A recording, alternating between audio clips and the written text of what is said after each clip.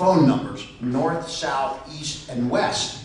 And the three of them were answering services that funneled back to the main office, call forwarding type situations. Okay, so we were Tri-State. Actually, when I researched the trademark Tri-State, I found out that there had been a company that started in 1956 with Tri-State Heating and Cooling. They still owned the name, but they weren't in any of the yellow pages or anything. So researched the owner and found out that the guy had years ago, he had retired, had abandoned the name, wasn't doing anything. I went to his home, Thomas Lee, I think, knocked on his door, and I said, hey, I'm starting a company. And and he took a liking to me, and he said, you know what?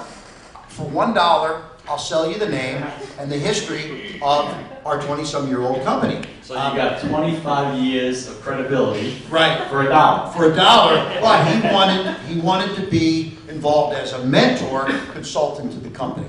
So, and he actually and the board of advisors. Yeah, so he said, look, you don't have to pay me to start, but if this works out to be something, then I'd like to be able to kind of ride around with you guys and help out a little bit. So we became Tri-State Heating and Cooling, 25 years in business, for what looked like offices around the Tri-State area, and overnight we went from 0 to $1 million our first year in business, and we ended up with 25 employees. We had 6 trucks, and this was 1976 or so, something like that, while I was in freshman year of college.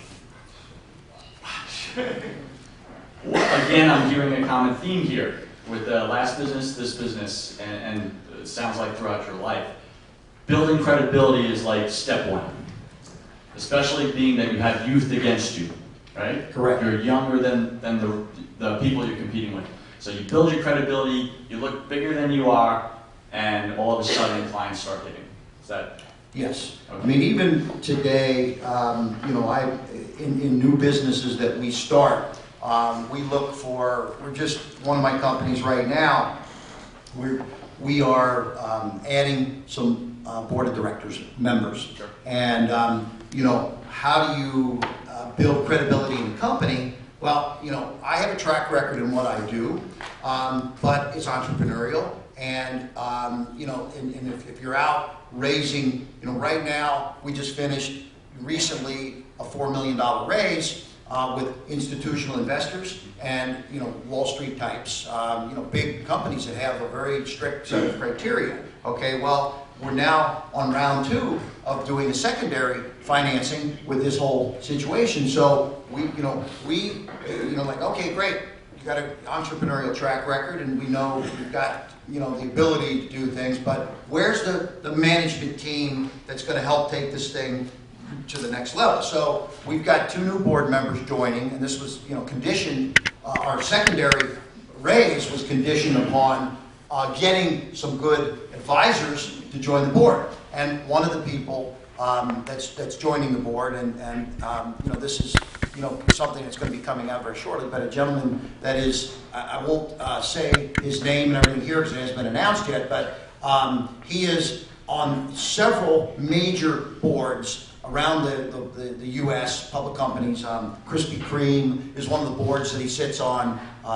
Web.com is a board that he sits on. This guy was a former CFO for a national bank. And I won't say which bank because then you know exactly who he is. But anyway, this gentleman has a tremendous track record, and he's going to join my board. And this is very important that we get that credibility with a good board of directors. Very cool. So, tying it back in, you were 19 years old, a college student, and running a $1 million a year type company, correct? Yes. Describe, what were some of the struggles that you were facing on a daily basis juggling all 3 of those? Well, I had to go to I structured my classes to be done by noon or 1 o'clock on a daily basis. So that was good. That I could, I didn't lose the whole day, like where I was, not getting to the company until 4 or 5 o'clock. I'd get there generally in that, midday range. But when in the summer, and I say summer, but when it would start getting hot, like like right now. April, May. I'm still in school, but when it would get hot, you know, those ads that we were running, I mean, I'm getting dozens and dozens of phone calls from these ads coming from all over the city. Hey, I want to bid on air conditioning. And likewise, also, when it would get cold, we were getting service calls, people without heat. And so, you know, by the time I get to the office, we may have had 30, 40, 50 phone calls from customers looking for bids or service. Now, we had, you know, the business was running because I had people operating it. Actually, my father ended up, he had sold one of his restaurants. So I said to my father, you know, hey, look, I need some help here, you know. How would you like to, you know, you just sold a restaurant. How would you like to come in and actually run the operations of this business? So my father joined me at that time, and he, so by the time I ran the sales, he ran the operations, and by the time I would get to the office, many times it would be a little chaotic, you know, because of all the action. So, and then I worked into the evening doing sales because, you know, people called for, they wanted a bid on air conditioning or whatever. I always wanted the husband and wife both to be there so we could get the commitment and get the signature on the contract, get the financing, etc. So really, the daytime was operational and the evening was sales, but it worked out pretty good. And we had a group of telemarketers that did outbound phone calls also to set up appointments. We had a staff of salespeople also. Excellent. Now, is it true in that time your dad comes to work for you, right? Yes. Is it true that shortly after your dad came to work for you, he told you, quote, if you don't quit college, I'm going to quit working for you? Now, that's not a typical parent response. What was going through your mind when you heard him say this to you? Well, what was going through my mind was that my mother was going to be very upset. Okay? Because, you know, I had committed to her that, you know, I was going to finish college, okay? And so we had a very delicate situation there because she really wanted me to, she says, look, if you're going to be an entrepreneur, great, go do it. If that's what your father and you are, you know, going to be, you know, handling all these things.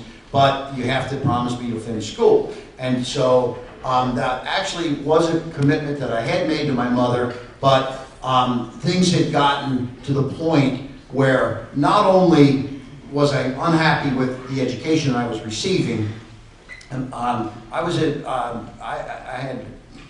made it to my junior year, and actually I didn't go quite 3 years because I had a lot of credits up front, but went probably more than a full year into college. So really, you know, I was going into, you know, it's kind of starting my junior year when I quit. But I would have never made the last couple of years because the business was really taking off, and we were, I mean, we had a full-fledged, I mean, in that world, there was companies that have been in heating and air conditioning for 25 years, barely doing $1 million in sales, and we did it our first year. We won, I mean, Carrier, Bryant, Fetters, we were like dealer of the year for all these different companies because we were blowing huge numbers. And you know, we were selling air conditioning systems in the wintertime because we go out to sell furnace and we make a deal, now's the time to get air conditioning. So we had a sales pitch on why they should buy that system. So basically, I just couldn't do both. It was crazy. And my father said, Kevin, you know, you got to make a decision. You're either going to finish school and go to the corporate world, you know, or you're going to be an entrepreneur because this company needs you. You know, you got to get your arms around this thing. So, because he, you know, not that he was too old at that time, but it just he didn't have the experience in this world either. Okay, my curious mind would like to know something. By the way, did you pay your dad better than he paid you? Yes, a lot more than $1 an hour. Okay, he got a little salary, but you know, to be honest, he wasn't high paid. You know, so I got a really good deal. I don't remember exactly how much he was getting paid, but he got a fair salary, and yes, it definitely. You know, he was a hard-working guy. My father would roll the sleeves up, and actually, we ended up. I got to the point where I realized, and here again, I found out I didn't like the restaurant business. early on with my father.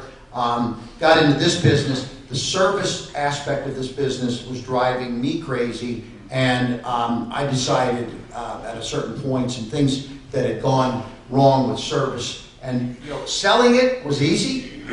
Installing it and servicing it, that was a tough thing, because getting good servicemen was not easy. And on that point, what was the tipping point when you decided to move on, service-wise? What happened? What went wrong? My oldest sister, her husband was a lawyer, very skeptical guy, and he's like, to my sister, because I'm always like, hey, if you ever need anything, we're in the heating and air conditioning business. He's like, hey, I'm never going to let you do anything substantial in my home. My brother-in-law, right, the lawyer. So finally, I said, look, you already have air conditioning, you already have a furnace. I said, do you have a humidifier? And he's like, what's that? I'm like, well, in the wintertime, it gets real dry, and a humidifier, we put it right on the side of the furnace, the plenum, and it'll shoot just a little bit of mist in there, keep your whole home humidified, and I think you'll really see a difference in how dry your skin gets, et cetera, et cetera. And he's like, oh, you know what? What's that cost? I said, you know what? For you, I'll give you my cost. I think it was like $100, installed. And so I didn't make any money. I did it at my cost. And what happened? He and my sister, they were just heading out for vacation. They were going, I forget where, but it was in the middle of the winter. And I'll never forget, when they got back from this 4 or 5 day vacation, they came home and the furnace had gone off while they were gone because it was installed improperly, the humidifier, and the house was so cold that the pipes froze and burst. And so, this free job that I did at no profit from my sister and brother-in-law cost thousands of dollars in damage to their home. And boy, I've never to this day ever done any work for my sister or brother-in-law in any capacity. All right, so, but it was very, very embarrassing. And this was, I hate to use the word, but we employed, we didn't know it, but sort of some of these guys, I'll call them, they were jacklegs. They were guys that had gone from place to place to place. When you're dealing with installing electrically, you got to integrate, because this is going to work off of an electrical pulse from you can't have the humidifier going on unless the furnace is on. You have to have highly skilled people. Yeah, so you got to have some skilled people. And the guy that was installing this had professed to be skilled, but I since found out after the fact, because I fired him on the spot then, that he had been at various other places unsuccessfully and fired in previous situations for similar problems. So that was kind of the tipping point for me. It's like, wow, I can sell furnaces, I can sell air conditioning systems, I'm the greatest salesman out there at getting the deal. But what happens if I can't install it and really know that I'm doing a good value for the customer? And I sold the company to one of my employees then at that point, right? Shortly thereafter. Very cool. This ties right into my next question. Most of us, I think we go through stages in our life where our confidence really takes a hit. It sounds like your sister's moment there with pipes bursting and everything could have hit a confidence level. I just want to ask you, you sound like a motivated, confident individual. You're the best salesman, in the world, you're thinking at that age. When and how was lack of confidence an issue for you? Well, so what happened, we had a nice little business, profitable, we had good crew, we had a good system for generating leads and sales, and so one of my guys bought the business, and I had a little bit of cash. I was young, I think I was 21 or 22 years old or something like that at that time, and I'm like, okay, what am I going to do now? Yeah. And so, I was kind of at the top of my game, as my friends, were just getting out of college or, still in college. And here I was, had already sold my first company. I got $80,000 when I sold the business, but, go back, 40 years ago, that's not a bad amount of money to have in your pocket for a young kid. So, so now I'm like, well, what am I going to do with my life? What's my business now? So I started looking to get into a business. And I started in the business opportunity classifieds, Entrepreneur Magazine, business opportunity type publications. I was going to franchise shows, and I said, I'm certainly going to find something that I want to do the rest of my life. But all of a sudden, day after day, week after week, became month after month, I had nothing to do. My business was finding a business to get into, and I started really kind of losing confidence and motivation, because I'm like, there was all these fast food franchise type opportunities, and donut shops, and Subway sandwiches, and I'm like, I learned I don't want to be in that business, and print shops, and but I saw limitations in the amount of money that could be made in all of these different opportunities. That what's the average guy going to make? Well, geez, I'd already been there, and I wanted more. So I was beginning to think that I was never going to find really a business to get into. So what happened was, I remember I was flying all over the country, and it started to become kind of fun at a point now. I mean, I was down in the dumps because I hadn't found anything, but now I'm starting to meet with all these different entrepreneurs that were franchising their businesses, and I flew to LA and met Neil Balter. If I could just comment on what you just said a second ago. In your book, you summed it up, I think, very nicely. You wrote, "Beginning a search for a business I truly wanted to be in was like opening a door and stepping out into a fresh spring breeze. I was still hardly more than a kid, but living in the limbo of not having a business to wake up to every morning was unfamiliar territory, and uncomfortable as hell.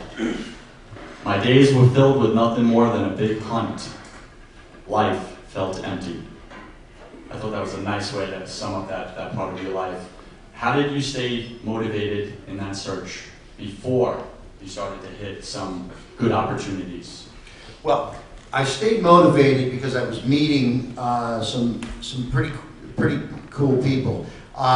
First, I started locally. I started in Cincinnati, and I went to, there was business brokers, and you could go to a business broker. You had 100 businesses for sale. Well, half of them were bars and restaurants. Okay, just that was kind of like, when you thought about owning your own business, a lot of people, that's what you kind of, delis, bars, restaurants, kind of small time type things like that. And so I, for the most part, just ruled all of that out. So then I started, I said, well, I got to go outside of Cincinnati, because I don't think I'm going to find what I want here. So then I started the franchise world.